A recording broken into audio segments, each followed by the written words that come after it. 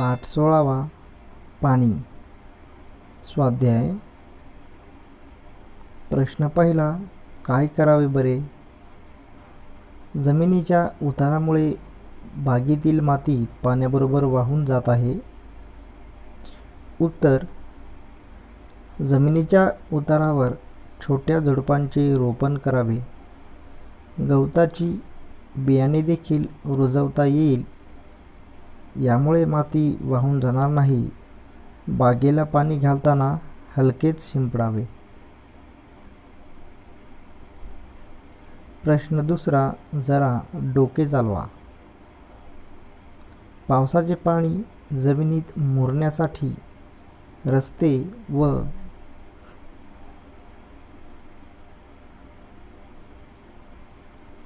पादचारी मार्ग कसे बांधावे? उत्तर. संपूर्ण रस्त्याचे आणि पदपथांचे काँक्रिटीकरण केल्यास पदपथावर आणि पादचारी मार्गावर मध्यभागी रस्ता किंचित उंच असावे. त्यामुळे पाणी रस्त्याच्या बाजूला निघून जाईल. तसेच रस्त्याच्या मध्ये थोडी भेग राखल्यास त्यातूनही पावसाचे पाणी आत मुरेल.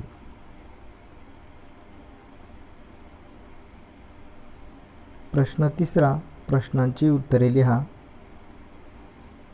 अ. दुष्काळात कोणती परिस्थिती निर्माण होते? उत्तर. पिण्याच्या पाण्याची टंचाई जाणवते. शेतीला पाणी न मिळाल्याने पिके करपून जातात. दुष्काळ पडलेल्या भागातील माणसांना अन्न व पाण्यासाठी स्थलांतर करावे लागते.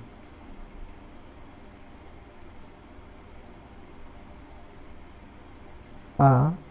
पावसाळ्यानंतरही पाणी उपलब्ध होण्यासाठी शासन आणि नागरिक कोणती कामे करतात? उत्तर.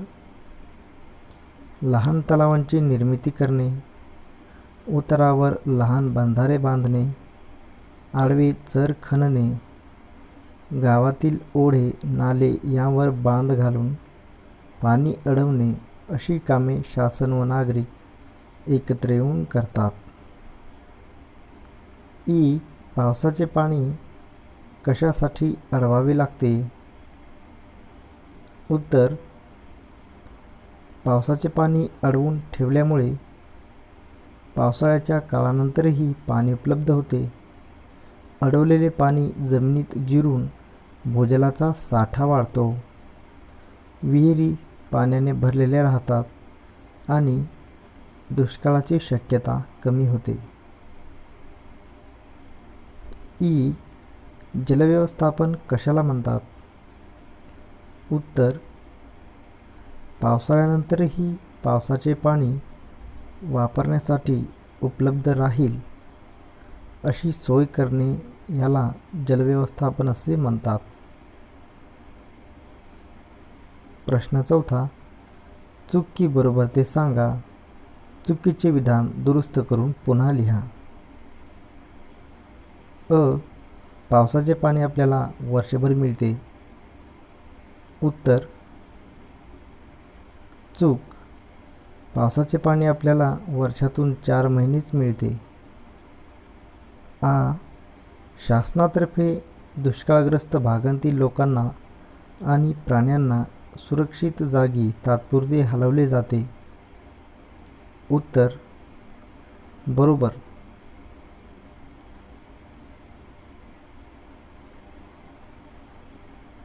पाठ 17वा. वस्त्र आपली गरज. स्वाध्याय. प्रश्न पहिला. खालीलपैकी ज्या वस्तू तुमच्याकडे असाव्यात असे वाटते त्या वस्तूंची नावे वहीत लिहा. वस्तू आहेत पाण्याची बाटली, चेंडू, गोट्या, laptop, flower pot, mobile, cycle, scooter, photo frame, जेवणाचा डबा. यापैकी कोणत्या वस्तू तुम्ही स्वतः वापरणार आहात? उत्तर. दिलेल्या वस्तूंपैकी ज्या वस्तू माझ्याकडे असाव्यात असे वाटते त्या वस्तूंची नावे: 1. पाण्याची बाटली, 2. चेंडू, 3. सायकल, 4. जेवणाचा डबा, 5. लॅपटॉप. या सर्व वस्तू मी स्वतः वापरणार आहे.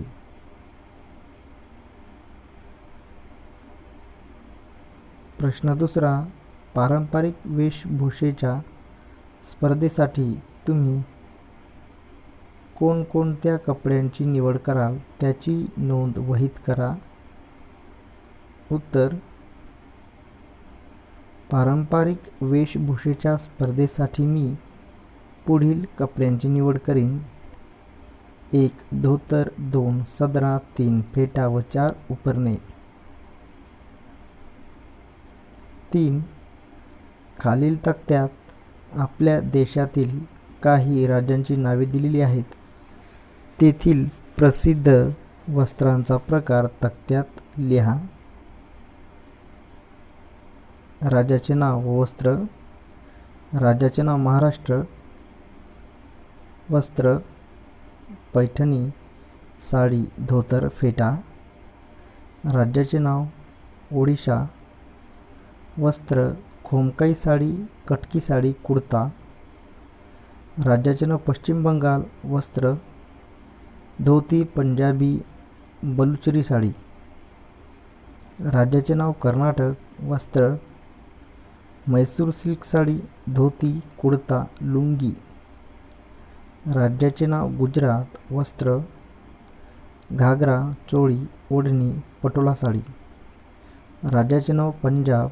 वस्त्र: कुर्ता, पायजमा, सलवार कमीज, पगडी. पाठ 18.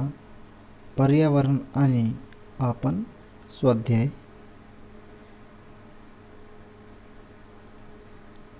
प्रश्न पहिला. काय करावे बरे? नदी, तलाव यामध्ये जलपर्णीची चादर पसरली आहे. तर काय करता येईल? तर याचं उत्तर आहे: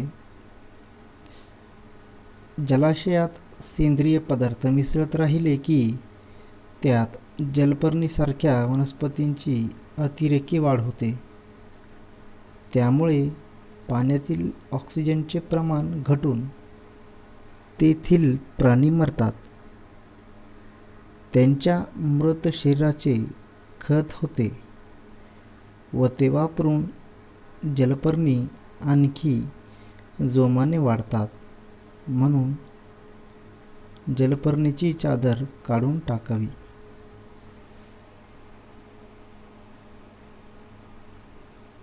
प्रश्न दुसरा.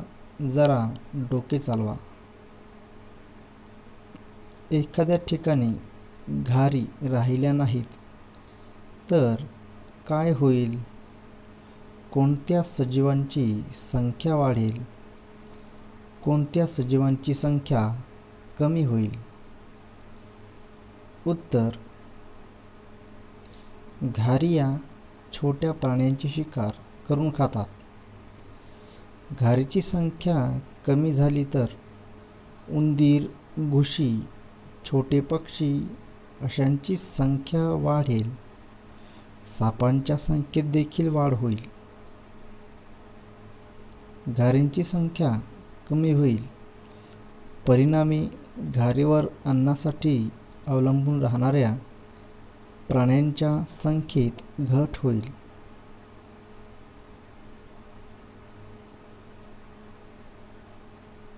प्रश्न तिसरा. खालील प्रश्नांची उत्तरे लिहा. अ. स्थलांतर म्हणजे काय? उत्तर: प्राणी वास्तव्यासाठी एका ठिकाणाहून दुसऱ्या ठिकाणी तात्पुरते किंवा कायमस्वरूपाचे जाणे याला स्थलांतर असे म्हणतात. आ. पक्ष्यांचा जीवनक्रम लिहा. उत्तर: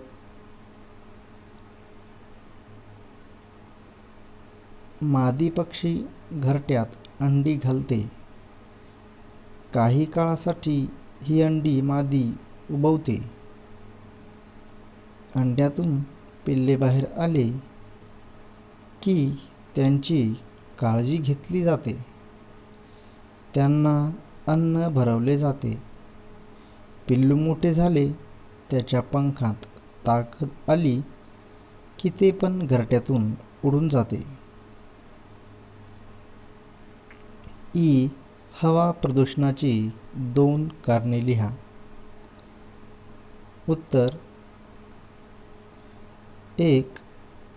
उद्योगधंदे, कारखाने यातून निघणारा इंधनाचा धूर. 2. वाहनातून निघणाऱ्या कार्बन डायऑक्साईडमुळे हवा प्रदूषण होते.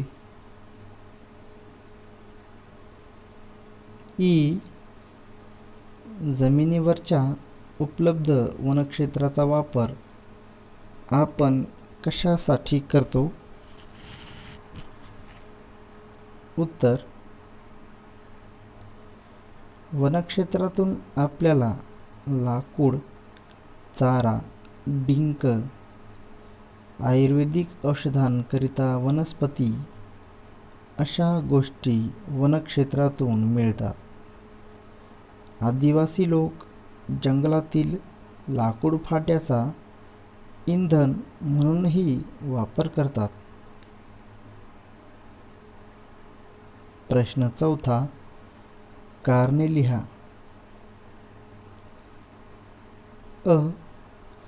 जैविक घटकांचे संवर्धन करणे महत्त्वाचे आहे. उत्तर जैविक घटकांचे संवर्धन करणे महत्त्वाचे आहे कारण जैविक घटक नष्ट झाले तर पर्यावरणातील अन्नसाखळी व अवजाळी खंडित होतील. काही प्रजाती नामशेष होतील. निसर्गाचा समतोल बिघडला तर त्याचा मानवावरही परिणाम होईल. म्हणून जैविक घटकांचे संवर्धन करणे महत्त्वाचे आहे.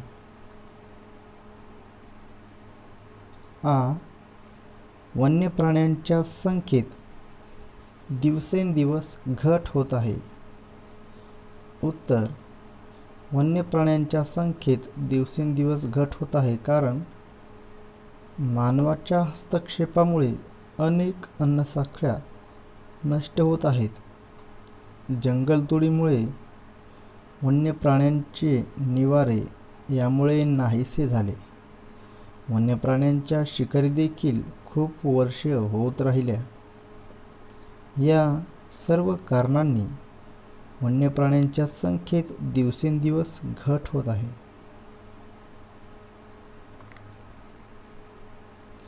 प्रश्न 5. चूक की बरोबर ते लिहा.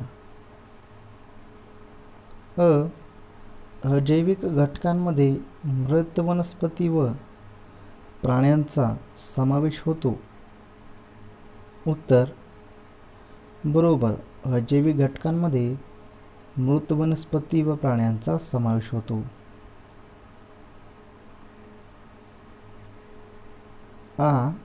जैवविविधता जपणे आवश्यक आहे. उत्तर बरोबर. जैवविविधता जपणे आवश्यक आहे. प्रश्न 6. खाली दिलेल्या वस्तू, पदार्थ, घटक यांची मानवनिर्मित व निसर्गनिर्मित अशा गटांमध्ये विभागणी करा. वस्तू, पदार्थ, घटक आहेत माती, घोडा, दगड, जलपर्णी, पुस्तक, सूर्यप्रकाश, डॉल्फिन, पेन, खुर्ची, पाणी, कापूस, टेबल, झाडे, वीट. उत्तर मानवनिर्मितमध्ये येईल पुस्तक, पेन, खुर्ची, टेबल, वीट. निसर्गनिर्मितमध्ये येतील माती, घोडा, दगड, जलपर्णी, सूर्यप्रकाश, डॉल्फिन, पाणी, कापूस, झाडे.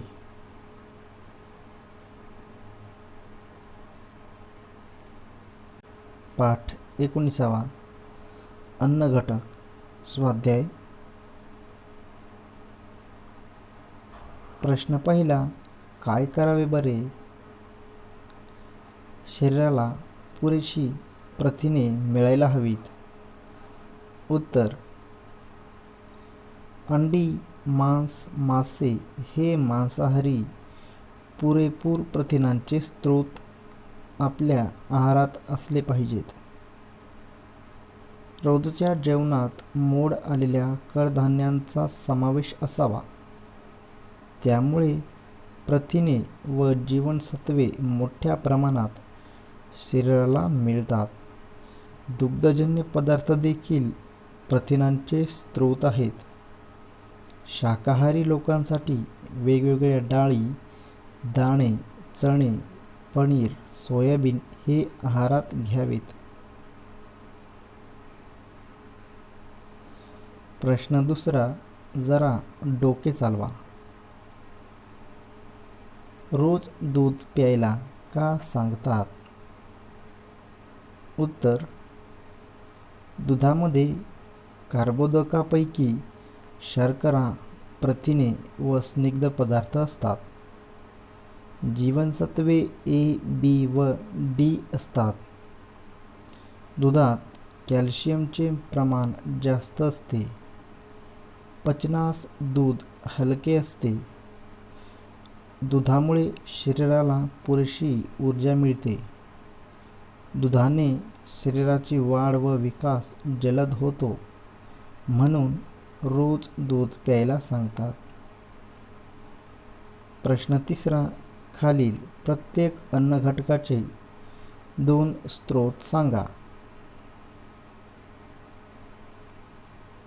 अन्नघटक आहेत. अ. खनिजे, आ. प्रथिने, ई. पिष्टमय पदार्थ. उत्तर. खनिजे. याचे स्रोत आहेत पालेभाज्या, फळे, मोड आलेली कडधान्य. आ. प्रथिने. प्रथिनेचे स्रोत आहेत पनीर, अंडी, मासे. ई. पिष्टमय पदार्थ. याचे स्रोत आहेत बटाटा, साबुदाणा, भात, पोळी. प्रश्न चौथा. रिकाम्या जागी योग्य शब्द भरा. अ.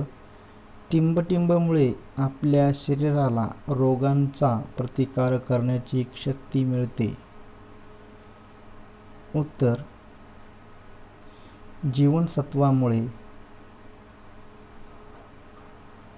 आ. कॅल्शियममुळे आपली हाडे टिंबटिंब होतात. उत्तर. मजबूत. कॅल्शियममुळे आपली हाडे मजबूत होतात. ई.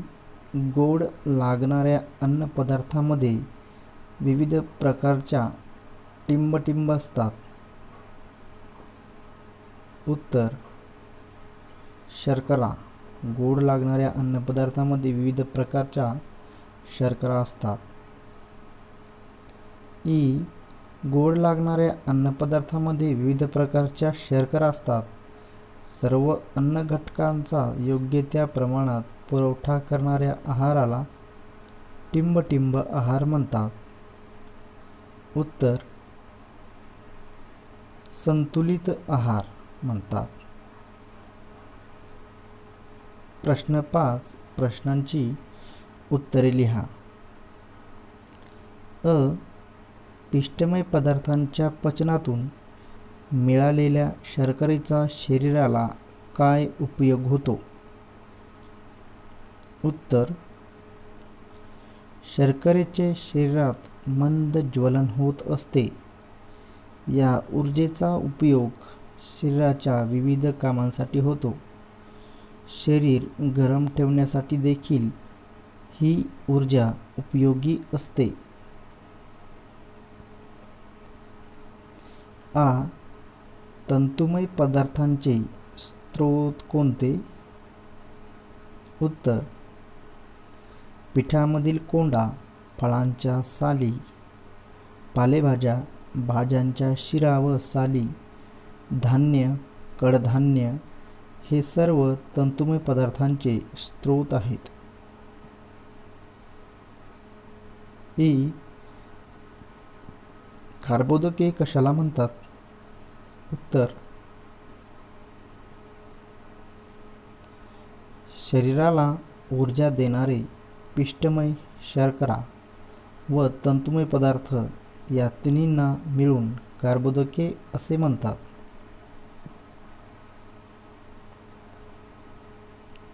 ई कुपोषण कशाला म्हणतात?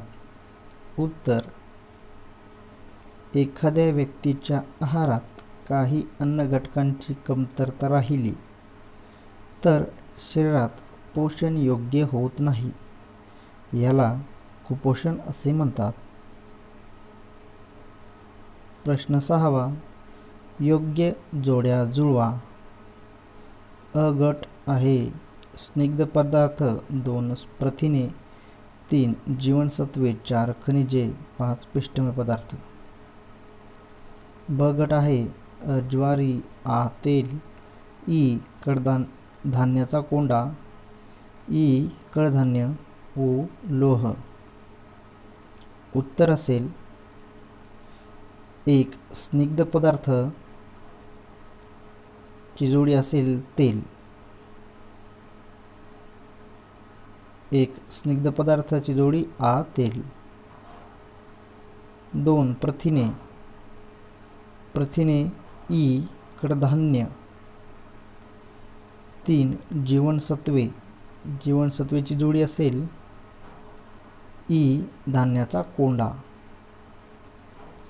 4 खनिजेची जोडी असेल उ लोह. 5 पिष्टमय पदार्थ याची जोडी असेल अ ज्वारी.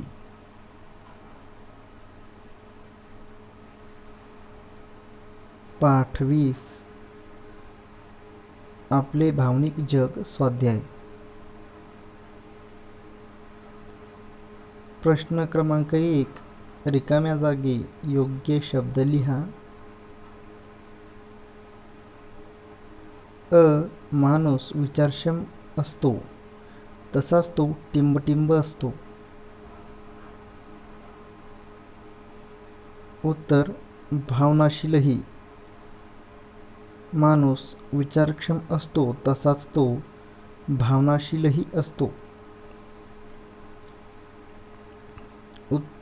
आ आपल्या मित्र मैत्रिणीमध्ये जे टिंबटिंब गुण आहेत त्यांचा प्रथम विचार करावा. उत्तर चांगले. आपल्या मित्रमैत्रिणीमध्ये जे चांगले गुण आहेत त्यांचा प्रथम विचार करावा. प्रश्न 2 पुढील प्रश्नांची एका वाक्यात उत्तरे लिहा. अ व्यक्तिमत्व संतुलित कसे बनते? उत्तर भावनांचा योग्य मेळ घातल्यामुळे आपले व्यक्तिमत्व संतुलित बनते. आ समंजसपणा व सहकार्याची वृत्ती कशामुळे कमी होते? उत्तर आपण रागावर नियंत्रण ठेवले नाही तर समंजसपणा व सहकार्याची वृत्ती कमी होते. ई आपल्या स्वभावातील दोषांची जाणीव झाल्यानंतर आपण काय केले पाहिजे? उत्तर आपल्या स्वभावातील दोषांची जाणीव झाल्यानंतर ते दोष आपण दूर करण्याचा प्रयत्न केला पाहिजे. प्रश्न 3 पुढील प्रश्नांची 3 ते 4 वाक्यांत उत्तरे लिहा. अ भावनिक समायोजन म्हणजे काय? उत्तर माणूस विचारक्षम असतो, तसाच तो भावनाशीलही असतो. भावनांवर योग्य नियंत्रण ठेवणे, विचार व भावनांचा योग्य तो मेळ घालून त्या योग्य प्रमाणात व्यक्त करणे, यालाच भावनिक समायोजन असे म्हणतात. रागाचे कोणते दुष्परिणाम होतात? उत्तर: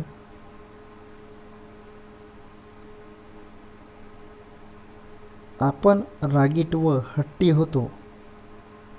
रागाच्या भरात आपण इतरांची मने दुखवतो. आपल्या शरीरावर वाईट परिणाम होतात. आपले आरोग्य बिघडते. डोकेदुखी, निद्रानाश अशा परिणामांना सामोरे जावे लागते.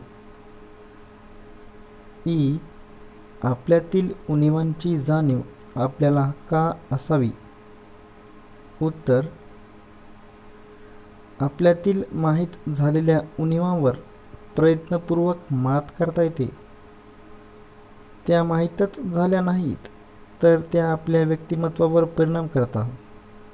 म्हणून आपल्याला आपल्यातील उणीवांची जाणीव असायला हवी. प्रश्न 4. तुम्हाला काय वाटते ते लिहा.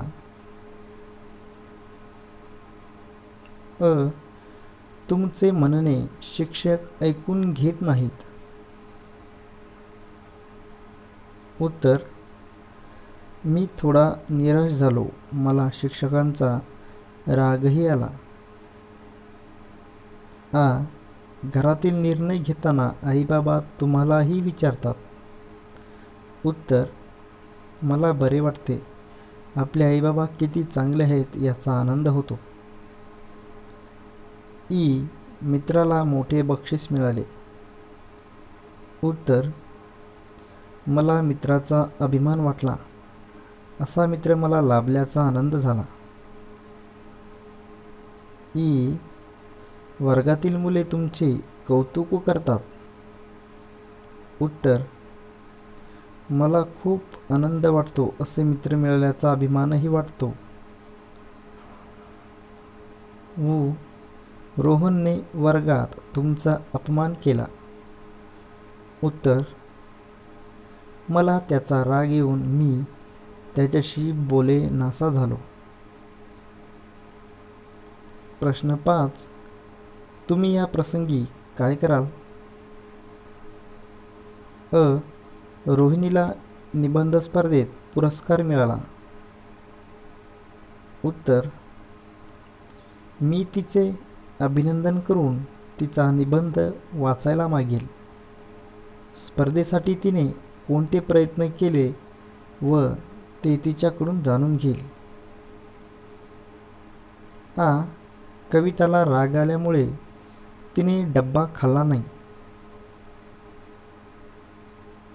उत्तर: तिच्या रागाचे कारण जाणून घेऊन व तिची समजूत घालून तिला डबा खाण्याचा आग्रह करीन. वीणा शाळेत एकटी वावरते. उत्तर: मी तिच्याशी मैत्री करून तिला आमच्या गटात आणण्याचा प्रयत्न करीन.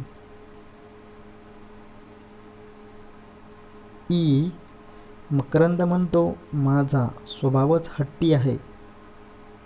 उत्तर: स्वभावात बदल करण्याचा सल्ला देईल आणि हट्टी स्वभावाचे कोणते दुष्परिणाम होतात हे मी त्याला पटवून देईल.